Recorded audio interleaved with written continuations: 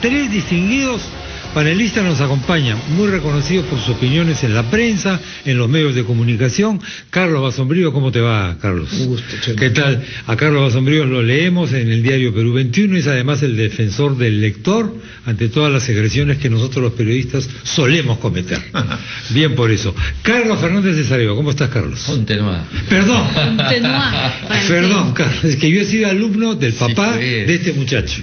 En Derecho de las Personas, un brillante maestro universitario, con un libro estupendo, que hasta ahora, por supuesto, conservo. Y Enrique Bernales. Enrique, ¿qué tal? Hola. ¿Cómo te va? ¿Qué tal? ¿Cómo andas? Bien, Chema. Carlos. Sí, en esta segunda vuelta, un poco respondiendo a la pregunta que han hecho, ¿qué me gustaría que se discuta entre los varios temas que van a estar en la agenda? Es el tema del modelo económico, ¿no? A mí me parece que estamos entrando en una situación de bajada en el ritmo del crecimiento económico. Todo el mundo coincide que, digamos, la crisis china, etcétera, etcétera, está haciendo que nuestra economía ya no crezca como venía creciendo, y frente a eso vamos a tener que plantear una serie de cambios en nuestra política económica para no seguir bajando y tratar de retomar el crecimiento y el desarrollo. Desde esa perspectiva, hoy día escuchaba a Keiko Fujimori defendiendo su modelo económico, defendiendo el modelo económico, y sobre todo hay que contarle a los jóvenes que el modelo económico de Fujimori, si bien en una primera etapa con el shock logró estabilizar un poco, más que estabilizar, digamos, eliminar la inflación enorme que dejó Alan García cerca del 7.000%, ya una vez superada la inflación, cuando había que reactivar la economía, todos recordamos en su segundo gobierno que fue un desastre. No fue capaz de reactivar la economía. No solamente no lo fue capaz de hacer, sino que sus dos ministros de Economía, uno de ellos Vaca y el otro Joy Guay, terminaron presos. En el año 1998 vino una crisis económica, una crisis financiera que trajo como consecuencia la quiebra de varios bancos en el Perú. Y tan es así que un sector importante del empresariado se salió de Confiep, le quitó el apoyo que le venía dando al modelo económico, y es así que la Sociedad Nacional de Industrias, la Cámara de Comercio de Lima, la Asociación de Exportadores se salieron, y más adelante participaron, sobre todo ADEX, en armar la marcha de los 4 suyos, que finalmente trajo abajo el gobierno. El Fujimorismo insiste que sentaron las bases para que el Perú pueda crecer. Y que esas bases están consagradas en una constitución, porque ha habido quien ha pedido cambiar la constitución. Por ejemplo, Verónica representaba el cambio constitucional. Mira, PPK no, sí. Keiko no, Alan no, etcétera, no.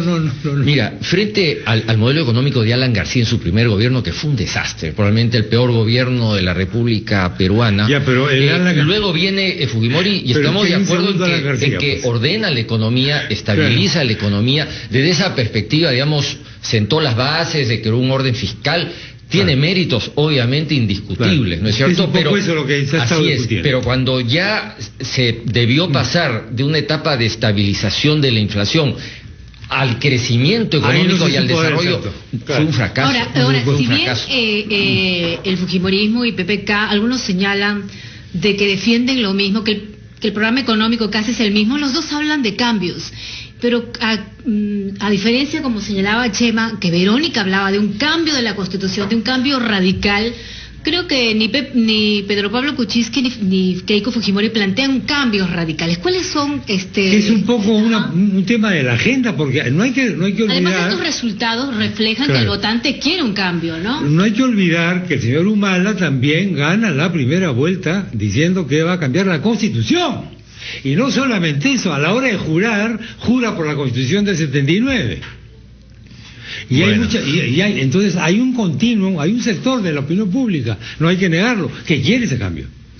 ¿Se podría dar? Bueno, hay no va a estar representado en la segunda vuelta. Así es, más del 50% de la población quiere un cambio del modelo económico según todas las encuestas. Más del 50%. Enrique. El 30% más o menos que conserva Keiko, un poco para arriba, un poco para abajo, que es su núcleo duro, digamos, de la votación, Normalmente se identifica ese núcleo proveniente de muchas zonas rurales, donde Fujimori pues realmente estuvo, muchos pueblos que ningún presidente jamás llegó. Él llegó, les hizo obras, canales de irrigación, qué sé yo, agua potable. Simplemente el hecho de ver a un presidente en lugares donde nunca estuvo ningún presidente ya es mucho, ¿no? Entonces, esta gente indudablemente está agradecida, y su forma de agradecer es a través del voto. Ese es por un lado. Por otro lado, el primer gobierno de Alan García dejó más o menos destruido el 82% de las carreteras del Perú por falta de mantenimiento. Una de las primeras cosas que hizo Fujimori fue reconstruir las carreteras, un aspecto positivo obviamente, claro, ¿no? Y esa población que depende de las carreteras, ha pasado el tiempo, ¿no? Bueno, pero la gente se recuerda porque le salvó la vida a mucha gente probablemente, y está sumamente agradecida, claro, y eso es comprensible, ¿no? Para Carlos, ¿cómo ves tú el panorama? Mira, indudablemente los partidos tradicionales han perdido en estas elecciones mucha vigencia, les va a costar mucho recuperarse. El caso de Toledo, a mí me parece que él se ha lanzado un poco para protegerse frente a todas estas acusaciones que tiene de coteo. A mí me da la impresión que es un poco ganar espacios para poder defenderse, ¿no? Es un lanzamiento un poco defensivo, yo creo, por la situación en que estaba. A mí me parece que los grandes ganadores en esta primera vuelta ha sido indudablemente el Frente Amplio. O sea, yo creo que el Frente Amplio y Barnechea nunca pensaron llegar a donde han llegado. El Frente Amplio está sacando, como decía Carlos, entre 22 y 20 curules. Es un resultado espectacular. Al comienzo, mientras estaba Guzmán, Verónica Mendoza estaba en el 2%. Y de repente sucede este vacío dejado por Guzmán y por Acuña después, y, claro, se trastoca todo el escenario político, y ahí es cuando sube tanto Verónica Mendoza como Barnechea, pero es un escenario que no estaba previsto. Ahora, ¿hace cuántos años que la izquierda no toma ese rol protagónico tan importante? Desde la época de Izquierda Unida. O sea, 1985. Hasta el 89. Cuando Barrante la lleva... Claro, cuando ganan las elecciones en Lima. Barrante gana en el 83. Y luego en el 85, cuando la coloca en la segunda vuelta. Después de Alan. Sin que haya segunda vuelta porque se retira. Desde entonces no ha habido ningún resultado. Han pasado ya. Por eso Verónica ya ganó. Ha ganado. Verónica Mendoza hoy día es, digamos, el mayor capital político que tiene la izquierda. Eso es obvio. Y tendría que cometer muchos errores para perderlo. Ella ha hecho un gran trabajo desde su punto de vista. Hoy día Verónica Mendoza está en condiciones de convertirse en la cabeza de la oposición, tanto de Keiko como de PPK, cualquiera de los dos que gane. Con una condición. Sí. Yo creo que la izquierda en el Perú, numéricamente sumamente poderosa, tiene sin embargo una vocación tanática a la división. Sí. Cuidado. No basta tener 20 y tantos parlamentarios, sí, porque claro, si de eso se trata, el nacionalismo tuvo 46 y miren que acabó. ¿Cómo terminó? Y el radicalismo, Enrique. Tiene que crear partido y ser ella la líder indubitable, sí, de esa organización. Creo que es una condición fundamental. ¿Qué le recomendarías para eso? ¿Qué tono debe emplear? ¿Qué actitud debe tener? Yo creo que ella debe tener un rol de liderazgo. Y liderazgo significa tener una personalidad sumamente fuerte, porque si no las cúpulas se la van a comer viva. Sí. Pudo haber sido Guzmán el líder de la oposición si adoptaba una actitud distinta cuando lo sacan de la contienda. Se ha radicalizado demasiado Guzmán, ha hablado de fraude, ha hablado de esto, del otro, etcétera, etcétera. Estamos haciendo política ficción, evidentemente, ¿no? ¿Qué pudo haber pasado si... Mientras no haya resultados, todos seguimos en la ficción. Seguimos en la ficción. Bueno, ¿cómo quedó Guzmán? ¿Qué logró Guzmán en esta campaña, a pesar de haber sido excluido? ¿O ha votado todo ese capital? No lo sé. ¿Tú, Carlos, cómo ves eso? Yo creo que en un momento en que Guzmán es retirado, excluido del proceso, me parece que ahí le faltó algún gesto político que lo catapultara a ser una fuerza opositora importante, ¿no? Yo creo que en los momentos de crisis se conocen a los líderes. A Belaúnde después, cuando le anularon sus elecciones, se fue a Arequipa, levantó los adoquines. François Bourricot decía la eficacia del bello gesto. Así es. Esa fue la frase de François Bourricot para explicar el acto de Belaúnde en esa selección. Que el problema con Guzmán es que no era Fernando Belaúnde y él creyó que era Fernando Belaúnde. Wow. Lo resumo así. Él era, con todo respeto para él, era un fenómeno efímero. Era la búsqueda del electorado de alguien diferente, a quien no conocían mucho y que pudieron adorar después, pero ese fenómeno no se produjo. Fernando Belaúnde expresaba una tradición política ya, era la alternativa de las clases medias, modernas, a la APRA, etcétera, etcétera. No olvidemos que sí convocó a las multitudes de Guzmán a la Plaza San Martín 2 veces, y fueron 50 personas. Bastante jóvenes, sobre todo. Pero no fueron mayormente los... O sea, él se equivocó en convertir lo que era un sentimiento de cambio en una decisión personal. Ahora, ¿qué hubiera podido hacer para revertirlo? Ya ahí sí no sé. Pero es super ficción. Claro. Puede ser que lo que vaya a decir sea exagerado, pero la verdad es que sí, el jurado lo sacó de carrera, que casi lo ha sepultado, es el secretario general de la OEA. Con sus frases y las elecciones semidemocráticas. Bueno, pero si lo que ha dicho el secretario general es la consecuencia de las quejas llorosas que iba a hacer este señor a la OEA. Creo que fue un exabrupto el secretario general. Pero ¿por qué lo hace tan rápidamente? Creo que ¿Por qué no espera un poquito más? Es una personalidad, es un estilo de ser. Pero si ellos tienen una comisión de observadores aquí, que yo los he visto ahora donde he ido a votar, estaban tenían todos que esperar con sus chalecos. Pero si hasta lo han desautorizado. No, ahí cometió un error. Además esa declaración fue a los 5 minutos de haber terminado la entrevista con Guzmán. Eso te da una idea de un exabrupto, pues, ¿no? El señor Abreu, tú lo meditas con tus consejeros, vas viendo. Pero ¿quién paga las consecuencias? ¿El secretario general de la OEA o el que fue a llorar ahí? Claro, ese es el problema. De alguna manera el que fue a llorar ahí. Sí, claro. Y tienes razón. Porque el secretario de la OEA va a dar una frase diplomática mañana y se olvidan del tema, digamos, ¿no? Y además la OEA ya está lo suficientemente desprestigiada como para una raya más le haga algo al tigre, ¿no? ¿Qué coaliciones se podrían dar ¿Qué coaliciones se podrían dar en este nuevo parlamento? Que ya hemos visto que el fujimorismo va a tener como 60 congresistas. O más, ¿no? O más. No, puede tener la mayoría absoluta. Puede tener la mayoría absoluta. Bueno, sería definitivamente el Fuerza Popular con PP.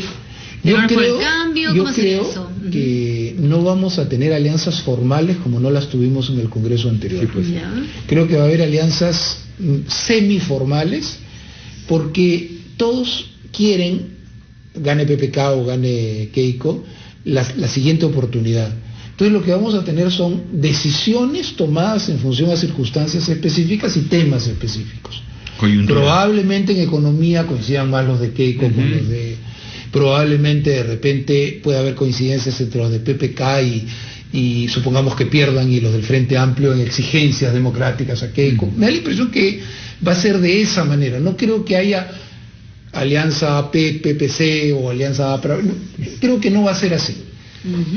Ahora, para esta segunda vuelta, creo que Mauricio Mulder ha llegado a decir que podría apoyar a Fujimorismo. Me parece que eso lo ha dicho aquí. No lo escuché, pero a Jorge del Castillo le escuché decir algo como: tenemos 2 oídos. Hay 2 candidatos que van a la segunda vuelta, nosotros tenemos 2 oídos. Entonces, no han tomado una decisión. Aunque ese acercamiento entre el APRA y el fujimorismo podría ser, ya tiene tiempo. Podría ser, ¿no? Pero no han tomado una decisión. Ahora, yo creo que lo que sí parece que no hay una ceremonia de firma del contrato, de adhesión, ni de nada, ¿no? Perdón, Carlos. Sí, yo creo que no van a haber grandes problemas en el Parlamento. Yo creo que van a darle cierta estabilidad al país en cuanto a decisiones económicas. No olvidemos que después de la caída de Abimael Guzmán, digamos, ya la crisis del modelo comunista, de la alternativa marxista, desaparece y existe un cierto consenso ahí entre casi todas las fuerzas políticas en que este modelo, digamos, de economía de mercado, de economía social de mercado, es el modelo con la democracia, con los derechos humanos, con la propiedad privada. Digamos, hay un consenso ya más o menos fuerte, yo creo, en el país, que nos va a garantizar hacia el futuro, yo creo que un crecimiento y un desarrollo. Y las fuerzas políticas del Congreso, creo, por los resultados, que van a ir en esa ruta y no van a haber grandes problemas. Y más bien la oposición va a venir del lado del Frente Amplio, y a partir de ahí yo creo que va a poder reconstruir una izquierda que esperemos sea más moderna que la actual. Pero asumamos como hipótesis que pasa Verónica a la segunda vuelta y gana, y que va a tener al frente un parlamento con mayoría fujimorista. Eso va a ser imposible, ingobernabilidad. Mission impossible. Sí. No solo eso, sino con los votos en contra del PPK-usismo, por decirlo de alguna manera. Que se suman, ¿no? Que se suman naturalmente. Ese escenario es un escenario sumamente complicado, que va a exigir una dosis de madurez, de acuerdo político, de presión nacional. Pero no son las virtudes más comunes en nuestro querido Perú, parece ser. Ahora, pero al menos entre la llamada pero hay un bien política mayor que se llama estabilidad política, y eso hay que cuidarlo. Y PPK ya le han consultado, él dice, es prematuro hablar de alianzas con el Frente Amplio, obviamente todavía es prematuro hablar. Se podría pero dar las habrá. alianza. Ahora, ahí viene otra, ¿qué piruetas tiene que hacer Verónica para adherirse a PPK? Ahora, porque eso va a ser un acto circense extraordinario. El malabarismo y una retórica vamos a tener ahí, una cosa. No va a ser así. En el escenario que está planteando Enrique, o al revés, ¿no? En el escenario que plantea Enrique de un posible triunfo de Verónica, no olvidemos que en el equipo de gobierno de Verónica hay varias personas, sobre todo de su equipo económico, que ya han gobernado con Toledo. Y con Toledo estuvo también PPK. En la primera parte con Humala. Así es. Entonces, digamos, Kuczynski está bueno con Toledo, pero Dancourt también ha sido presidente del Banco Central de Reserva en el gobierno de Toledo, donde estaba PPK, ¿no? Y Pedro Franque también ha sido director de Foncodes en el gobierno de Toledo. Es decir, no son personajes extraños, han cogobernado ya. Entonces, y si este es el equipo económico más importante de Verónica Mendoza, yo no veo, digamos, una imposibilidad de que puedan llegar a acuerdos. Además tienen que llegar a acuerdos, porque si no, no van a poder gobernar. Entonces, yo no veo la cosa tan oscura. Pero hay una gran ¿no? diferencia que tú olvidas. No habían ganado las elecciones.